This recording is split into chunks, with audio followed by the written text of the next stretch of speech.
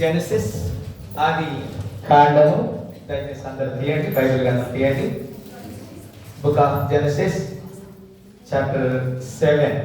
Book of Genesis chapter 7 verse 1. ఈ ఉదయకాలమునకు పరిశుద్ధ దినములో ఉదయకాలమునకు ఏర్పాటు చేయబడిన లేఖన భాగాన్ని మనం కొన్ని నిమిషాలు ధ్యానం చేస్తాం. మరి ఆది కాండము దయచేసి అందరూ చూడండి. ఆది కాండము 7వ అధ్యాయం. Book of Genesis chapter 7 verse 1 మనం చదువుతున్నాం. Somebody read. Yes.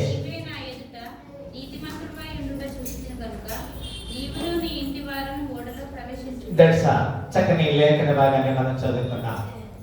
ఈ ఉదయకాల సమయంలో మరి ఇప్పుడు వచ్చిన వారికి యేసుక్రీస్తు నామములో వందనాలు తెలియజేస్తున్నా.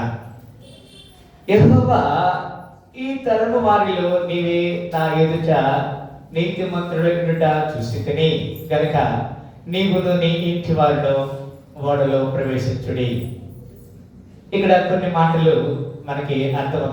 అంటే ఒక సంవత్సరం గతించిపోతే దాన్ని తరం అంటాం. Maybe that is called generation. ఒక జనరేషన్ గురించి మనం చూస్తున్నాం. ఒక తరాన్ని అక్కడ లేఖలో మనం చూస్తున్నాం. రైట్. రెండవది, దేవుడు ఒక వ్యక్తిని నీతిమంతుడు నీవు అని చెప్పాడు. ఇక్కడ మనము ఆ మాటని మనం జ్ఞాపకం చేసుకుంటున్నాం. నిన్ను నన్ను దేవుడు నీతిమంతుడని చెప్పాలి. ఈ దినమున ఒకవేళ maybe if God visited you, దేవుడు నిన్ను దర్శిస్తే నీతిమంతుడు అని దేవుడు నీ గురించి చెప్పాలి. నీతిమంతుడు అంటే ఎవరో కూడా మనం తర్వాత ధ్యానం చేస్తాం. రైట్. తర్వాత అంత మాత్రం కాదు, నీవు నీతిమంతుడిగా కనబడ్డావు కాబట్టి నీవును నీ ఇంటి వారిని ఏం చేయాలి? ఓడలోకి వెళ్ళాలి. ఇక్కడ ఓడ అనే మాట రక్షణకు సాదృశ్యం ఉన్నది. ఆ దినములలో అనగా నోవాహు కాలంలో భూమి అంతా కూడా పాపముతో నిండి ఉన్నది. All the earth become a very against the law.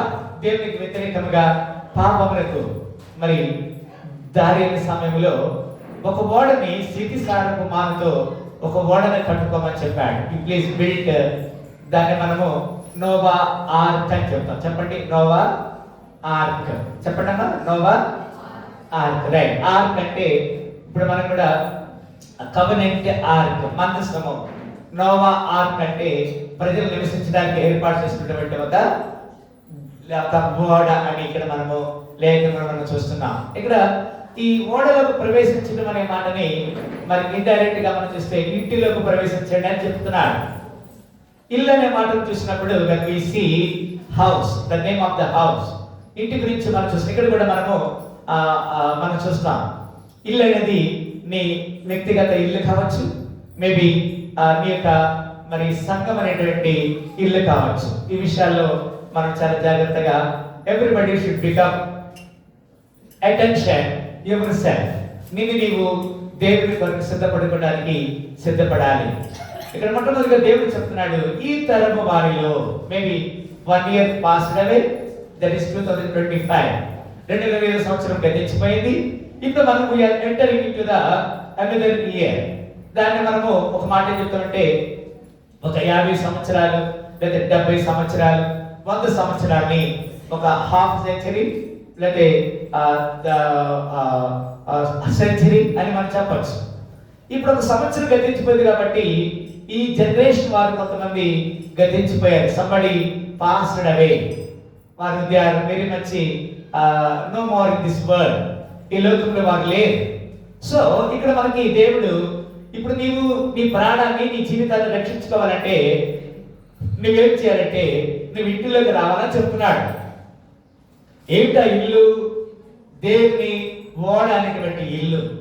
దేవుడు కట్టినటువంటి ఓడ అనేటువంటి ఇంట్లో ప్రవేశించాలని చెప్తున్నాడు. నీవు కొన్నిసార్లు ఒక మాట, ఈ మాట కూడా నేను చెప్తాను. రేపు చెప్పాను, ఒక ఆదివారం ఫస్ట్ నెలలో ఫస్ట్ ఆదివారం రావాలా, 4 ఆదివారాలు రావాలా చర్చికి? అది మీకు బాగా తెలుసు. నేను అనుకుంటా మీకు తెలియదేమో, నేను జ్ఞాపకం చేద్దామని అనుకుంటాను కదా. ఎన్ని ఆదివారాలు రావాలి? Yes. If it is 5 Sundays, you must attend 5 Sundays. సంవత్సరానికి 365 రోజులు ఉంటాయి. చెప్పండి ఎన్ని రోజులమ్మా? 365. 365 రోజుల్లో ఒక ఆదివారాలు మొత్తం కలిపితే 50 ఆదివారాలు ఉంటాయి. ఎన్ని ఆదివారాలు ఉంటాయమ్మా? 7 వారాలు అంటే 7 ఇంటూ 50 ఎంత ఉంది? 7 5లు 7 5s 35. 350 days and 56 52. That's easy calculation. దానికి పెద్ద కష్టపడాల్సిన అవసరం లేదు. నాకు లెక్కలు రావు అని చెప్పాల్సిన అవసరము లేదు. Right, okay. ఇక్కడ మనము నీతిమంతుడైనటువంటి ఒక వ్యక్తిని దేవుడు కనుగొన్నాడు. అతను నోవాహ్ అనే మాటని మనం చూస్తున్నాం. Yes, can you please turn అక్కడ 7వ అధ్యాయం 7వ వచనంలో ఈ విధంగా రాయబడింది 7:7. ఎస్. అప్పుడు నోవాహును అతని కుమారులను అతని భార్యలు అతని కోడళ్లను ఆ ప్రవాహ జలమును తప్పించుకున్నట్టకై yes, and Noah went in and his sons and his wife and his sons' wives with him into the ark. ఎందుకు చెప్పారు ark because the waters of the flood. అక్కడ భూమి మీదకి దేవుడు 40 దినములు 40 రాత్రులు ప్రచండ వర్షాన్ని కురిపించబోతున్నాను. ఎవ్రీ క్రియేచర్, ఈ లోకంలో ప్రతి సృష్టిలో ఉన్నటువంటి maybe it is birds and animals, పక్షులు కానీ జంతువులు కానీ ఎవ్రీథింగ్ మస్ట్ బి క్లీనర్. అంటే నేను శుభ్రం చేసి పడేస్తాను. Because the earth become dirty of the sin. పాపమును బట్టి మురికితో నిండి ఉన్నది కనుక ఐ వాంట్ క్లీనర్. కనుక ఈ వాడలో ప్రవేశించడానికి నీవును నీ భార్యయు నీ కుమారులు తర్వాత నీ కుమారుల యొక్క భార్యలు వీరిని మాత్రము ఓడలో ప్రవేశించమని చెప్పాడు. అక్కడే let us see verse 13. 11వ వచనంలో ఈ మాట రాయబడినది. ఆ దినమందే నోవాహు కుమారులను షేమును హామును యాఫెతును నోవాహు భార్య వారితో కూడా అతని 3 కోడళ్లను right in the selfsame day entered Noah. దేవుడు చెప్పిన ఏ రోజైతే ఉన్నదో ఆ రోజే వారు ఏం చేశారు?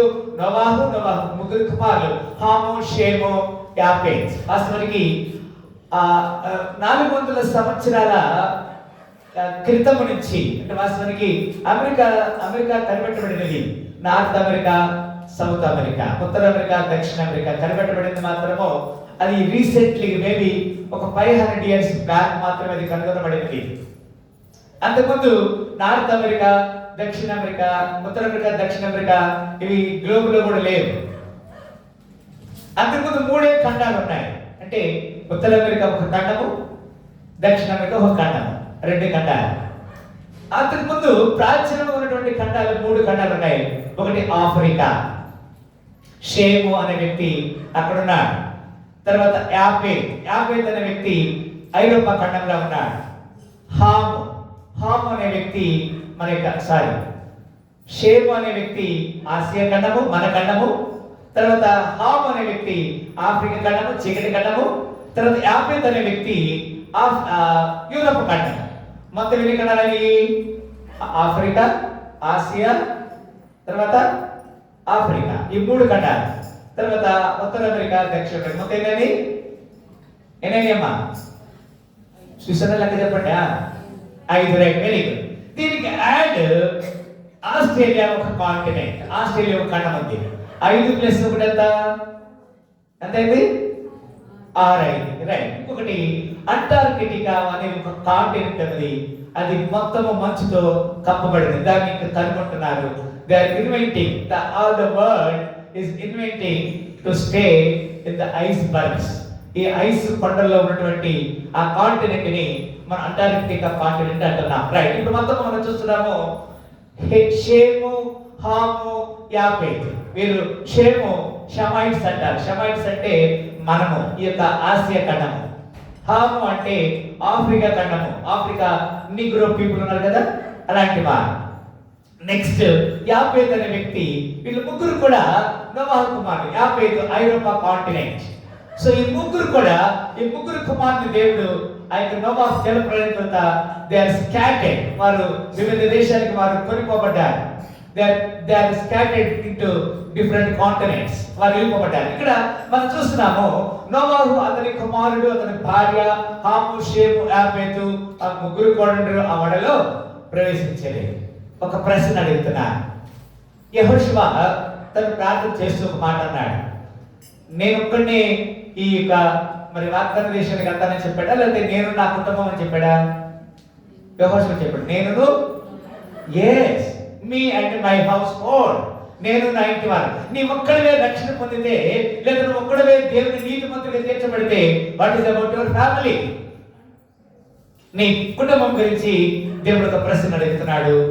ప్రియులారా, యోబు గ్రంథము 5వ అధ్యాయము 19వ వచనంలో ఈ విధంగా వ్రాయబడినది. బుక్ ఆఫ్ జోబ్, యోబు గ్రంథము 5వ అధ్యాయము 19వ వచనంలో 19 చిరునామాను చదువుకుంటున్నాం.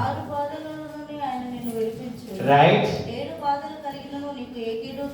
గమనించండి. 6 బాధలలో నుండి ఆయన నిన్ను విడిపించును, 7 బాధలు కలిగినను నీకు ఏ కీడును తగలదు. చదవండి.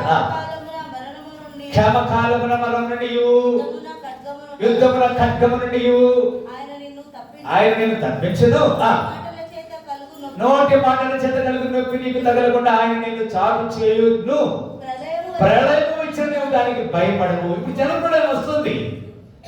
The flood come before the year of the Noah కాలంలో ఒక జలప్రళయం వస్తుంది. ఇక్కడ అంటాడు కదా, ప్రళయం వచ్చిన నీవు దానికి భయపడవు, పొలములోని రాళ్లతో నీవు నిబంధన చేసుకుని ఎందుకు ఉండను,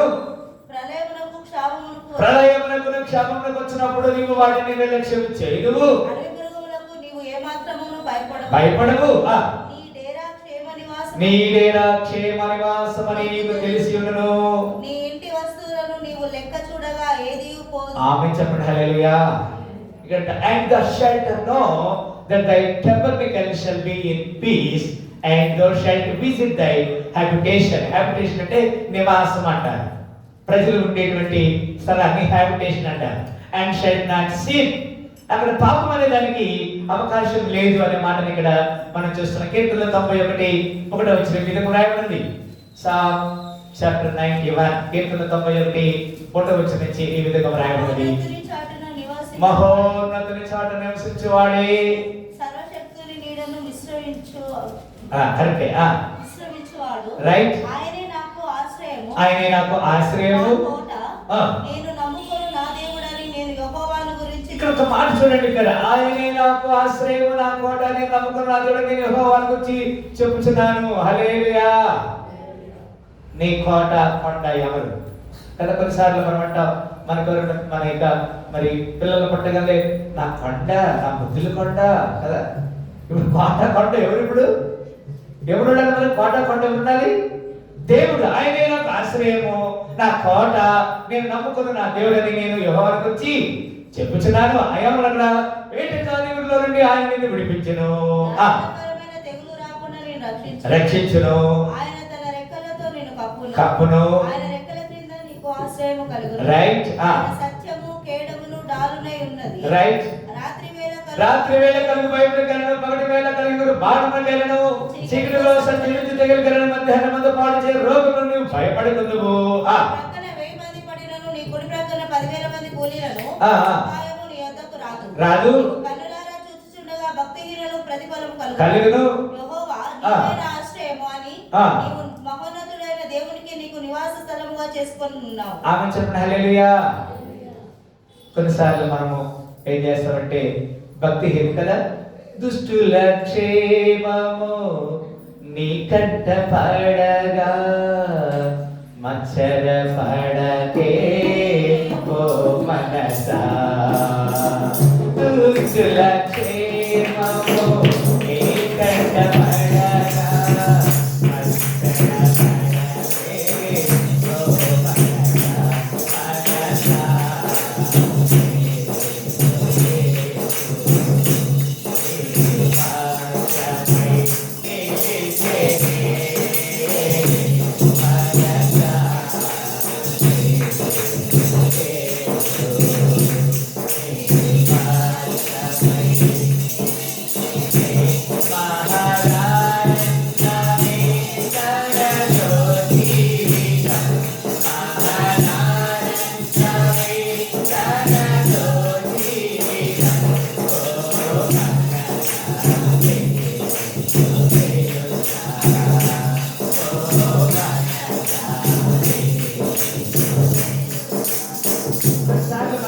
ఏమనిపిస్తుందంటే అక్కడ అంటాడు, దుష్టుల క్షేమము నీ కంట పడింది అనుకో. అంటే ఎవరైనా సరే నీవు చర్చి వస్తున్నావు, వారు చర్చికి వస్తున్నారు.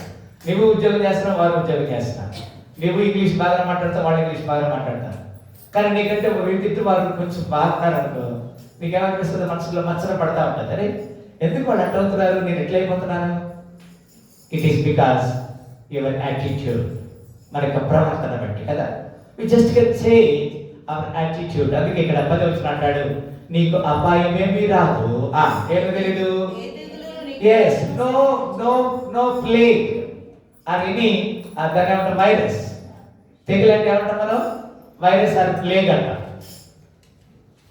Any plague come nigh thy dwelling, నీ నివాస స్థలానికి ఏ యొక్క తెగులు రాదు అని చెప్తున్నాడు. సామెతలు 14:26 ఈ విధంగా వ్రాయబడినది. సామెతల గ్రంథము 14వ అధ్యాయము 26వ. Very good. ఇది గమనించండి చాలా. ఇక్కడ ఏం చెప్తాడంటే, యెహోవా యందు భయభక్తులు కలిగి బహుధైర్యం పుట్టించును. చదవరా ఏమన్నాడు? అది ఎస్, గమనించండి పిల్లల, అట్టి వారి పిల్లలకు ఆశ్రయిస్తాను కనుక యెహోవా యందు భయభక్తులు కలిగి ఏంటండి? జీవపు ఊట, అది మరణముల నుండి విడిపించును. లేదా మనం జాగ్రత్తగా అర్థం చేసుకోవాలి. The fear of the Lord is a fountain of the life. అది జీవజలపు ఊట. So we just can fear to the Lord. దేవునికి మనము భయభక్తులు కలిగి ఉండాలనే మాట తెలియజేస్తున్నాడు. 18:10 ఈ విధంగా రాయబడింది. అక్కడే 18వ అధ్యాయము 10వ వచనం. Very good. యెహోవా నామము బలమైన దుర్గము, నీతిమంతుడు అందులోనికి పరిగెత్తి సురక్షితంగా ఉంటాడు. It is the house of the lord. నోవాహు తన ఇంటి వారు ఎక్కడికి ప్రవేశించారు? ఆర్క్ ఆఫ్ నోవా ఆర్క్లోకి ప్రవేశించారు, ఆ ఓడలోకి ప్రవేశించారు. ఇక్కడ ఏమంటాడు? యెహోవా నామము బలమైన దుర్గము, నీతిమంతుడు అందులోనికి పరిగెత్తి సురక్షితంగా ఉంటాడు. The name of the lord is a strong tower, the righteousness running into that and it's safe. అది ఇస్ సేఫ్. ఏదైతే దేవుని నివాసంలోకి వెళ్తామో, దేవునికి ఇంటిలోకి వెళ్తామో, అక్కడ మనకి దేవుడు క్షేమం ఇస్తాడు, సమాధానం ఇస్తాడు. అంత మాత్రం కాదు. యెషయా గ్రంథము 26వ అధ్యాయము 20 వచనం ఈ విధంగా రాయబడినది. Isaiah chapter 26 చదవరా. ఇదిగో వారి దోషమును బట్టి భూనివాసులను శిక్షించుటకు యెహోవా తన నివాసంలో నుండి వెడలి వచ్చుచున్నాడు. చూసారు ఇక్కడ ఏమంటాడంటే, నా జనమా ఇదిగో వారి దోషమును బట్టి భూనివాసులను శిక్షించుటకు యెహోవా తన నివాసంలో నుండి వెడలి వచ్చుచున్నాడు. భూమి తన మీద చంపబడిన వారిని ఇంకను తప్పకుండా తాను త్రాగిన రక్తము బయలుపరచు. గమనించండి, one day it will ochre, ఒక రోజు రాబోతుంది. we just can prepare ourselves. ఒకడు సర్వలోకాన్ని సంపాదించుకొని తన ప్రాణాన్ని పోగొట్టుకుంటే ఏం ప్రయోజనం? when God called you to enter into the ark, దేవుడు చెప్తున్నాడు నోవాహుతో, ఆ యొక్క పడవలోనికి రండి, ఆ ఓడలోనికి రండి అని చెప్పాడు. they are very much enter. how many? అందరికి చెప్పాడు, please come into the ark. ఆ గుడారం ఇక ఆ యొక్క ఓడలోనికి రండి అని చెప్తా ఉన్నాడు. అక్కడ ఉన్న కొంతమంది they are very much rejected. అందరూ అంటారు, ఈ పిచ్చోడు ఈ ఎడారి. ఆ రోజుల్లో నోవా ఏదైతే ఆ ప్రాంతం ఉన్నాడో ఆ ప్రాంతాన్ని అది ఎడారిగా ఉన్నది. ఈ ఎడారిలోనికి ఇప్పుడు ఇజ్రాయెల్ కానీ సౌదీ అరేబియా కానీ ఈ ప్రాంతం అంతా మనం చూస్తే అక్కడ ఎక్కువ ఏముంటుంది? డెజర్ట్ ఉంటుంది. డెజర్ట్ అంటే ఎడారి ప్రాంతం. ఈ పిచ్చాయన అంటాడు, ఈ ఎడారిలోకి నీళ్లు ఎక్కడికి వస్తాయి? ఈ పడవ తేలేంత నీళ్లు వస్తాయా? వస్తే కొంచెం వస్తాయేమో వర్షం పడితే అని అందరూ రిజెక్ట్ చేశారు. We don't want your arc.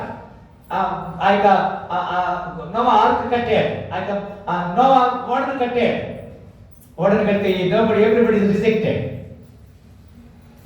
Then one fine day, ఒక రోజు వచ్చింది, దేవుడు చెప్పిన రోజు వచ్చింది. 40 పగళ్ళు 40 రాత్రులు ప్రచండమైన వర్షం. అప్పుడు అందరూ అడుగుతున్నారు, నోవా మాకు తలుపు తీ, నోవా మాకు తలుపు తీ.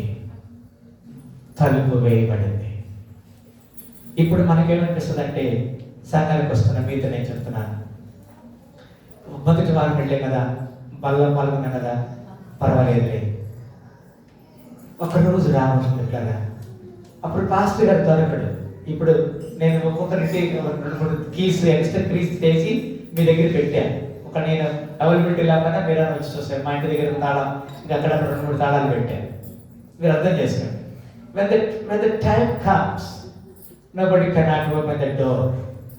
పాస్టర్ గారు కూడా దొరకడు ఇక్కడ. అయ్యా ఆ సమయంలో పాస్టర్ గారు ఎక్కడో ఉంటాడు, ఇంకా ఎవరో ఇంకెక్కడో ఉంటారు. సమయం లేదు, ఉన్నప్పుడే మనకు జ్ఞాపకం చేస్తాడు. అక్కడ అంటాడు కదా, ఏమంటాడు, భూమి తన మీద చంపబడిన వారిని ఇకను కప్పకుండా తాగు, త్రాగిన రక్తం ఏం చేస్తుందంట, బయలుపరుస్తుంది. It will be over past. అది ఇండైజేషన్ అంటున్నారు కదా, ఏమంటారు, అది డైజెషన్ అంటే మింగటం, స్వీకరించడం. ఇండైజేషన్ అంటే until the ఇండైజేషన్ B over past. ఆ దినంలో మనం ఏం చేయలేము. అది డైజెషన్ కాదు. మనం చేసే ప్రతి పనిని, every incident what you are doing, everything will be account. ప్రతిదీ దేవుడి తీర్పులోనికి తీసుకొస్తున్న మాట మనం చూస్తున్నాం. అక్కడే 20 కూడా చదివాను, 20 కూడా verse 21. నీవు వెళ్ళి నీ అంతఃపురములలో ప్రవేశించము, నీవు వెళ్ళి నీ తలుపులు వేసుకునము, ఉగ్రత తీరిపో వరకు కొంచెం సేపు దాగి ఉండము అంటాడు. ఇది మనందరికీ తెలుసు. అయ్యా లాక్డౌన్ అంటే తెలుసు కదా, ఎంతమంది తెలుసు లాక్డౌన్ అంటే? లాక్డౌన్ అంటే మీ అందరికి ముందు లాక్డౌన్ అంటే ఏంది అనేవాడు కదా, లాక్డౌన్ అంటే ఏంది అనేవాడు. ఇప్పుడు లాక్డౌన్ అంటే మనకు తెలుసు. లాక్డౌన్ అంటే ఏంది? బయట ఉగ్రత ఉంది కదా, లోకంలో ఏముంది, ఉగ్రత ఉంది. ఈ ఉగ్రత తీరేదాకా నువ్వు ఇంట్లోకి ఏం చేయాలి, తాళం వేసుకో. అదే చెప్పాడు ఇక్కడ. నీవు వెళ్ళి నీ అంతఃపురంలో ప్రవేశించము అంటే నీ ఇంట్లోనికి, ఆవరణలోనికి నీవు వెళ్ళి నీ తలుపు వేసుకునము, ఉగ్రత తీరిపో వరకు కొంచెం సేపు దాగి ఉండు. when the trouble pass on, disclose అంటారు కదా. ఇక్కడ చెప్తున్నాడు, the earth also shall disclose her blood and shall no more cover her slain. మనం ఇంకా అప్పుడు మనకేమి అవసరం లేదు, ఎందుకంటే దేవుడు చెప్తున్నాడు, the Lord cometh out of his place to punish the inhabitation. ప్రతి ఇంటి మీదకి ఆయన ఉగ్రత రాబోతుందని చెప్తాడు. ఉగ్రత తీరిపోవాలని నువ్వేం చేయాలి, దేవుని మందిరంలో ఉండాలి. You must be save in the house of the lord. దేవుని మందిరంలో ఉండడానికి దేవుడు మనకు అవకాశం ఇస్తున్నాడు. ఎస్కేల్ 9:4, ఎస్కేల్ గ్రంథము 9వ అధ్యాయము 4వ వచనంలో ఈ విధంగా రాయబడినది వింటారా.